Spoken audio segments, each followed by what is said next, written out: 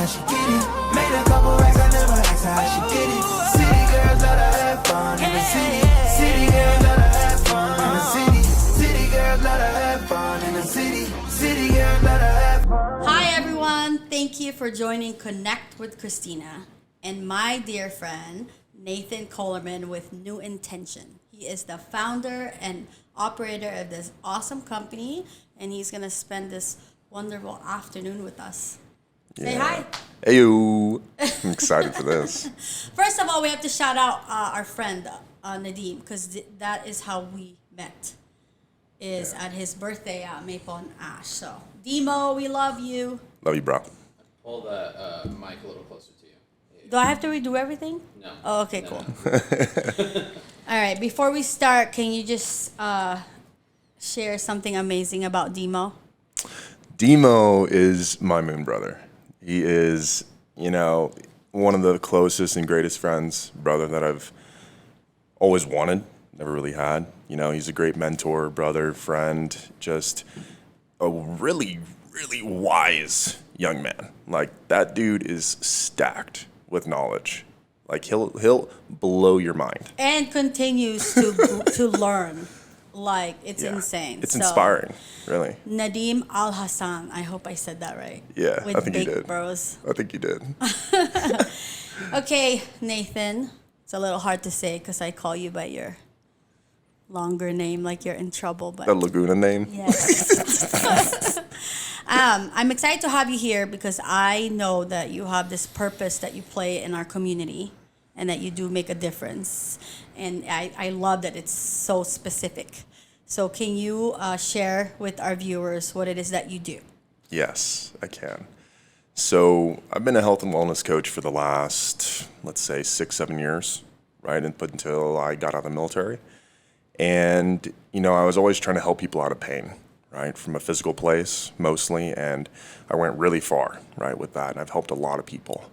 And what I'm stepping into now and what I'm realizing, right, is that pain is not just physical, right? The mental and emotional aspects of our life are influencing us at a physical level that is so deep and so profound that it actually creates an opportunity for us to step into greater potential of knowing ourselves, of discovering ourselves, of remembering why we're here and serving a greater purpose. And that's what I'm here for. That's what I'm doing now. And specifically helping men, right, heal through self-discovery, heal through embodiment of whatever that means to them without having to give them a structure or a guideline or a template of what it means to be successful or what it means to be healthy or what it means to be purposeful, right? And helping them and guiding them in the ways that I've found beneficial to help them on their path, right?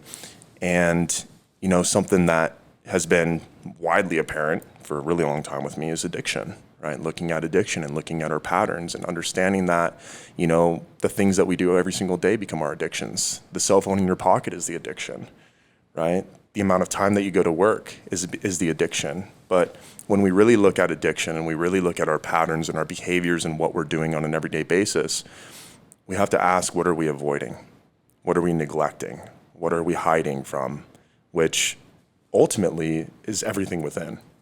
To help men understand that, right, will enhance their ability to become fathers, will enhance their ability to be better brothers, to be better husbands, partners, boyfriends, whatever label that you want to associate to our roles and responsibilities that society has placed upon us. A boss, a friend, everything. Right. To help men in that capacity is really why I'm here, what I do. And it's the work that even myself has needed my entire life. Is there an age group that you have to stay within, or you're able to help anyone? I mean, I feel like everyone needs help, but is there an age group? Yeah, I love working with youth, right? But I've also, participated in different organizations of all ages, right? So I've realized my audience and men who really resonate with me are typically 24 to 34 age range, and I'm kind of like right in the middle there. And that's like your golden years, right? Yeah. That's like the prime. So Yeah. it's important to seek that help early. Right, and that's a place in a lot of men's lives too, where it's like, okay, around 24, right? You're getting out of college, you're in this job for, 2 or 3 years, but you're realizing that it just feels like empty and dead, right? Or you've kind of played along with society and you got married and you had a kid and you got a house and you got a dog and you have this white picket fence, but you're still unhappy. And you're empty. Right. And finding that and helping men understand really what all that is there, is really, really, really powerful, Right. Well, and even on the medical side too, just like, okay, so for women, based on your age, like you start losing this or that, or you have to, like for myself, I take B6 and B12 shots for energy, but I want to get my hormones checked. I think for men, it's obviously equally important, but people aren't like looking at that. Right. And I mean, especially with men too. I mean, it's like, it's the food that we eat, right? We live in America, right? Will tell you it's the food. Will definitely tell you. Will Armijo. Right? But you have to look at like where our food's coming from, where it's being distributed, how are these animals being treated, what are we putting into our bodies, what are we becoming, as a product of not only our food but our environment, right? How are we treating our body? How are we moving our body, right? Our environmental factors, our work, everything influences our health, right? The EMFs, right? From our phones, from laptops and everything else, right? How many guys work with laptops on their laps and they're frying whatever future potential children they have, right? Oh my gosh, say that again. Yeah, it's the laptop on people's laps. How many of your future children are you destroying from those EMFs, from that radiation coming off of that piece of equipment? That's crazy Right. to think about. So are we taking these things into consideration? That's really what I'm saying here, right? So how do we create more awareness, right, around our bodies, around our minds, around our purpose, our work, whatever you want to associate that to? But how can we create a more enhanced awareness? And again, coming back into, right, that self-discovery of what am I doing? Why am I doing it? Right? Is this in alignment with me? Do I feel embodied or do I feel disconnected? Right? And what is the effect of that disconnection? And what are the ramifications? What is working, what's not working, what doors are open, what doors are closed? So walk me through, like a process of a client coming to you and saying, hey, maybe he's 35 and he's saying, I don't feel good anymore. Mm-hmm. I'm lethargic. I don't have energy. After work, I just want to do nothing. Right. And so someone like that, well, like what's the first step that you take to start the process? Yeah. I mean, when somebody will come to me with that, right? Let's say we're working with a 33-year-old man, right? Fatigued, lacking motivation, X, Y, and Z. And in his mind, right, it's like, okay, well, I want to see a health coach. Right? And everybody kind of already assumes that like, oh, I'm going to go see a personal trainer, or I'm going to go see a health coach, and I'm going to go work out, right? But when we look at things, we have to really look at, okay, well, why are you really here, right? Are we really taking the time to discover that? Why are you lethargic? Why are you tired? Why are you unhappy? And let's figure out that, right? So we need to discover the why. And then once we understand that, then we can see, okay, well, are we actually looking at your pillars of life, right? Mentally, emotionally, environmentally, physically, right? Can we look at all these things spiritually, especially too, right?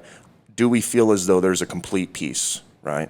Or are there pieces lacking? So how can we find more enjoyment, more fulfillment in all things rather than just one thing, right? So let's understand why you're here.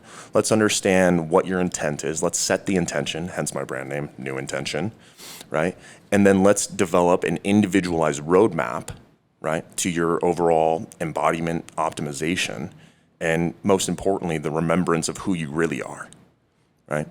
And then it's a carefully curated and progressive plan, right? It's very intuitive, but it has structure around it, right? It's not a cookie cutter bodybuilding.com workout. It's not a diet that you're going to find in a cookbook and you're just going to try it for 60 days and you're going to fall off of it. We'll tell you all about that too, because we can't just expect ourselves to fulfill what somebody else already did, right? Because we are a completely different human being, right? That 33-year-old man, right, has a different humerus than I do, a different femur than I do, a different spine than I do, a different stomach than I do, a different brain than I do.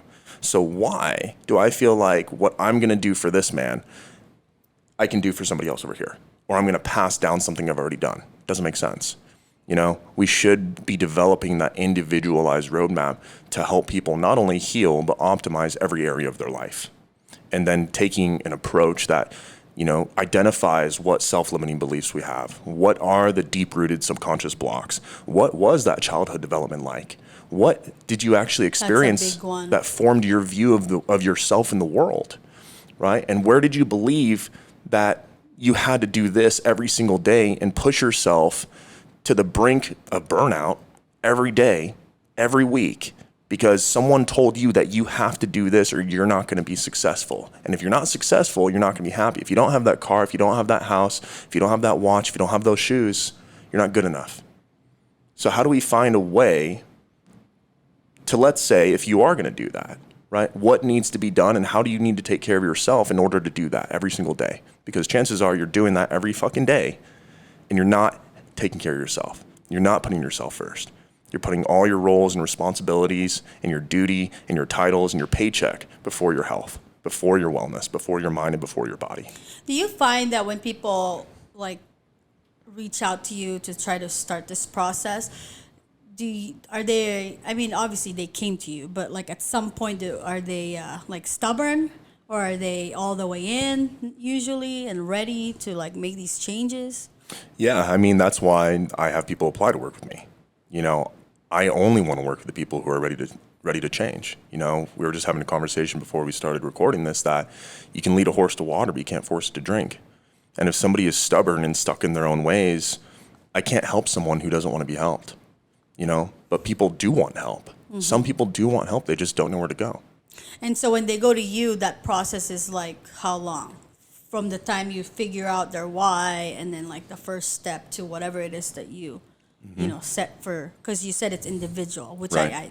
I think that's key. Yeah, and it's not as linear as people think. You know, I work in 3-month commitments, but I tell them straight from the get-go, this could be 3 months, this could be 3 years, right? We cannot put a linear construct around our healing, around our health, around our happiness. We can't measure that. We can't put an expectation. Can we set goals? Yeah, we can.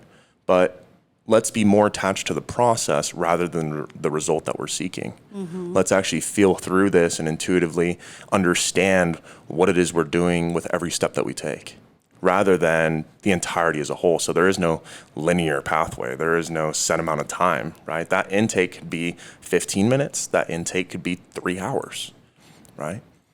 I like that's actually an option with you, because that's rare, you know, and I feel like for you to actually help people out, you need that. Right. So, and then like when they begin the process with you, like I was saying, how soon when people are committed, like how soon do you see the change? Almost immediately. I mean, I have been very fortunate to experience a lot of the healings that I have. I've been very blessed to be presented a path that has, you know, given me the ability to harness these tools, right? To have very powerful tools. Most tools that I don't speak about very publicly, right? But really helping people understand at the deepest level of their subconscious mind, right? Why it is the way it is, right? Why they are the way they are, right? And how to actually immediately have an understanding to make actionable changes from that first session. You know, even just creating a sense of understanding and awareness around, hey, this is what's happening. That's a huge step, because most people don't even get there. Most people follow the unconscious path every single day. They wake up at the same time. They put on the same clothes. They get in the same car. They drive the same route. They go to the same job. They come home, eat the same meal. They go to bed and sleep the same, right? And a lot of the times that's just clockwork. Mm-hmm. But at what point do we interrupt the clock? At what point do we choose to take a different path to work? At what point do we decide to eat something differently or work out differently or even read something different? You know, something that exposes that a little bit So more. when you see these changes, like, is it like with their behavior, their attitude immediately, and then some physicality? Oh, yeah, absolutely. I mean, the first thing that we see is just a broader sense of awareness, right? Whether that's awareness of their environment or awareness of their bodies, right? I'm huge in the physical piece. That's one of the first things I work with is that physical vessel, is the somatic aspect of ourselves, and understanding that these things that we're feeling or the things that we're not feeling are the greatest indicators that we have that actually point us towards where we are misaligned, right? So it's developing that awareness and that understanding around, why do I feel the way that I do? Why do I do the things that I do, right? And that is actually what creates the most fundamental shift, because now they're empowered, right? So now they show up on their own, right, wanting to be there. Exactly. And they're making the decisions every single day that they're not there with me, right? Because how many people go to a chiropractor or a massage therapist every time they're in pain? And how many people go once or twice a week? How many people have it set in their schedules or recurring payments? You know, but at what point do we stop relying on other people so that we feel better? When do we take action? When do we, feel more empowered rather than form dependencies on all these things outside of us, right? Because to me, right, the cell phone is more addicting than heroin. I've been there, right? And I used to use heroin to make me feel good. I go to that phone every time I want to avoid what's happening in my life right now, to go scroll through Instagram and see what other people are doing, and, because their life is more important than mine at that point, right? And this person has magical healing powers that I can never have. But is that actually true? No. Right. Yeah, it's not. I mean, we talked about this all the time, or we talk about it all the time. It's like you see so much flawed stuff, on the internet. You just have to know that, Plus, I mean, obviously we never want anyone to compare themselves to the internet anyway. Right. But I think, Will, you and Nadim offer so much to the community in the sense of not just empowering people to want to become better people, but just making them more emotionally intelligent, all the way around, and just intelligent everywhere. I mean, even with physicality. So, I train at my house because, well, I'm not consistent, and I found that having him come to me helps me. Right. But even the stretching that we do, first of all, he had taught me that when I wake up, instead of coffee, drink water. So I haven't had coffee 6 months. Nice. And then, but I was saying with the stretching that we do, it's so basic, some of it. And then you think about it and you're like, wait, you don't move your body like this ever unless you do it. And then, so that's why I'm if we could send the message out to everyone, even if you're just at your desk to do certain things, because I see you push helpful videos all the time. Yeah. I want to ask you, Nathan, how do you wake up, and what does your day look like? I mean, you see a lot of books out there, right, where it's oh, this is your $1 million morning, or these are, the everyday habits of a successful entrepreneur. And I don't vibe with that at all. Every morning I wake up and I ask myself, what do I need today? What do I need today to feel good, right? How do I preserve my peace, right? What do I feel in my body that needs to be moved? What do I feel is lacking from my mind that I want more information, right? What is lacking in my body nutritionally, right? Because, there's water and lemon and, Celtic sea salt every morning that I'll do, But I think the greater question is, what do I need for this day, right? And how do I make this the best day, right? How do I find success in this day? And what is my definition of success today, right? Maybe my definition of success today is I read a book. Maybe my definition of success is I'm going to make $2,000 today. It's never linear for me, because I am such a watery person. I'm a watery being, so I just want to flow. I don't, and the structure thing, it used to work for me for a really long time, but I realized that only worked because it placed restrictions on me. But when I started leaving myself open to all possibilities and all things, that's when things started really shifting for me, and I started feeling better. When did you find that out for yourself, and how? It was after my hand injury in 2017, which was pretty much the catalyst of my healing journey, And, I woke up with suicidal thoughts. I woke up feeling just not purposeful at all, because I was a bodybuilder, powerlifter at the time. And I had the same routine, the same meal schedule, the same workouts, everything. It was ingrained, right? And even before that in the military, everything was structured and ingrained. And when I had nothing to do when I had no ability to write or even be able to pick up a weight? I didn't know. So I had to start asking myself, what do I need to feel good today so that I can stay alive? Wow. That's huge. Right. And I think, too, it's important to ask someone like you how to handle bad days. Mm-hmm. So we're humans. We all have bad days. So how do you handle your bad days? Yeah. I mean, I had a bad day yesterday. And I just honored what I needed. If I needed to cry, I fucking cried. If I needed to release some anger in a safe and an effective way, if I want to bash my hands into a mattress and take a baseball bat and beat the living shit out of that spring mattress, whatever the hell, right? I'm going to do that. I'm going to honor whatever it is I need. And I'm not going to chase or do anything that's going to avoid me feeling any type of way, right? The only way to heal it is to feel it. So lean into it regardless. Right. So if you're having a bad day, acknowledgement, right? That's the first step. Acknowledgement. I'm feeling this way. And I'm feeling this way because, and even if you don't know, that's still okay. But just acknowledge that feeling, right? And it doesn't mean that because you're having a bad day, right, which I consider more a bad moment, right? Bad only because I'm judging it, only because I'm determining it as being bad, rather than just acknowledging it for what it is, immediately removes and revokes the bad associated. And even a bad day, it's not a bad life. Right. It goes away. Right. And we all have them, right? We all have hard days. I think, too, something that I should mention is that it's so important, I think, for people to acknowledge. For women, when you're on your period and your hormones are going crazy, like, that's so real. Like, you yourself feel crazy. Yeah. Because you're like, I'm on someone else's period. Yeah. But TMI. But it's real. And I think, like, you have to understand, like, we're not ourselves, you know? I mean, we're all a little bit crazy, let's be honest. Like, I tell people all the time, like, I'm a psychopath.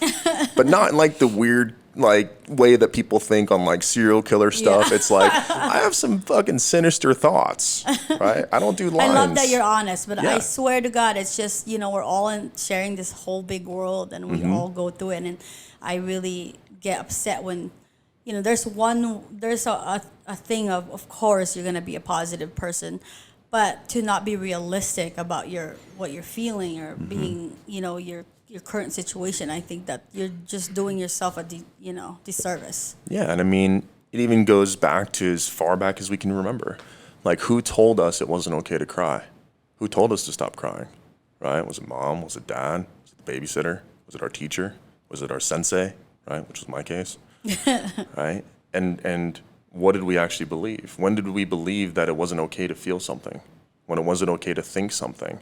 And why must we shame ourselves constantly for doing that? Because that was based off of somebody else's belief on how they think we should show up, rather than just us being our fucking self. Right. And I think, too, the people that seek for your help, that want to feel alive again, that want to be happy again in their own lives, in their marriages, in their friendships, you first need to recognize that you need help. Yeah. And with you, though, share a story of, like, obviously we'll leave names out, but, like, share a story where maybe a journey of someone that you did help, and, because I bet you there's other people out there going through it right now. Yeah. A lot of people are prideful. They don't want to admit that they need help. So. Or sometimes people don't want to burden other people. Right.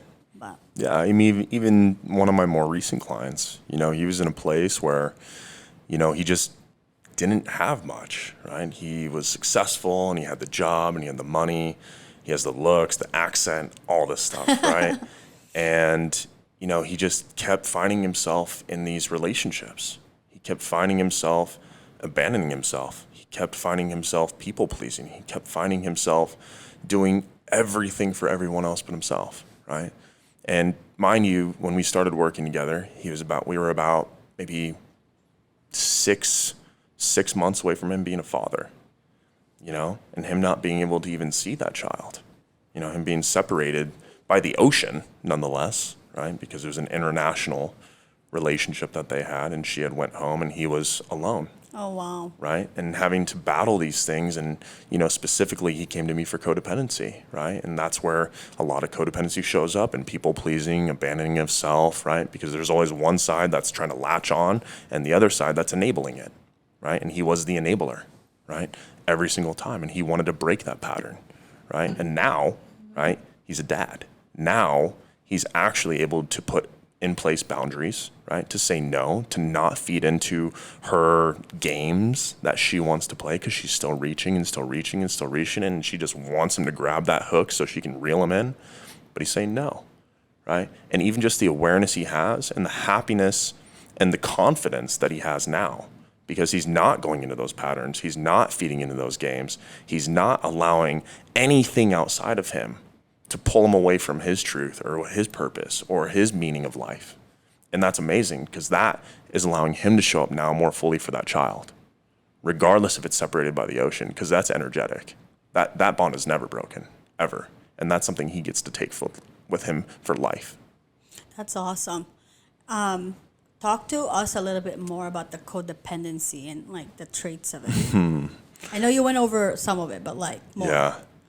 I mean, when we really look at codependency, I think look at societally, culturally, psychologically, there's a lot of emphasis and there's a lot of, you know, labeling that kind of goes into that, you know. But when we really look at codependency, right, it's like we are relying on someone else to fulfill one of our needs, no matter what it is. And a lot of the times, we're just seeking that unmet need from childhood.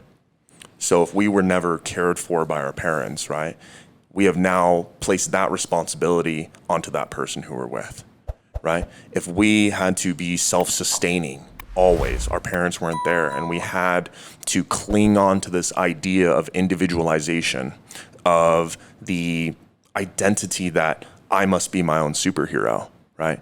Then that's going to lead into more avoidant patterns, right? It's going to be with somebody, but then it's like, oh, I can't actually experience deep intimacy, right? And that is actually a form of codependency. It's the other side of it, right? Because it all comes down to different attachment styles, right, within that realm. And I think that if we were to focus more on what is our attachment style, right? And it's a theory, of course, right? But how does that show up?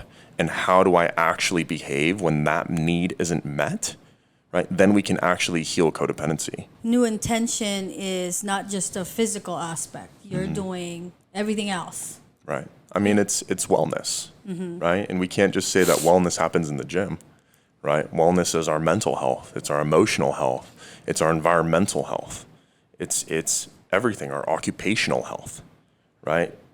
It all comes down to where are we misaligned and where do we want to be? And remind us, you know, that you're perfect, if you will, your perfect client that you want to welcome to your program and get the help they need. Right. What does that look like? I want to work with men, and I want to work with men who are desiring to be more, right? But not only that, I want to work with men who feel misaligned. They feel like they're lacking purpose. They feel like they are going out to the bar every single night and drinking their pain away, and they have no idea why. Or they're picking up a needle and they're putting it in their body. Or even they're maybe picking up a joint every day, like clockwork, because that's their only way to cope. And I want to help men to that capacity, right? Whatever that looks like. And of course, we'll put your information up, but where are you training out right now? Yes, so I'm still doing a lot of physical work, personal training, a lot of pain management stuff, and I'm out of 5 Star Fitness in Scottsdale. Shout out Jay Dang. My guy. And before we close out the show, in general, do you have any advice for anyone listening on just, you know, how to live a better life? Girl or boy, men or women? Yeah, I mean, this is just something I'm going through right now. You know, it's just be gentle with yourself. You know, I mean, we put so much pressure on who we're supposed to be and how we're supposed to show up and how much money we're supposed to make. But, like, you're exactly where you need to fucking be right now. And if you can be a little bit more gentle with yourself, then it makes that process a lot easier. I like that. Thank you, Nathan. Thank you. Thank you for being here today at Connect with Christina, a.k.a. The Clock God. Hey! Brand new Benz, never asked how she get it.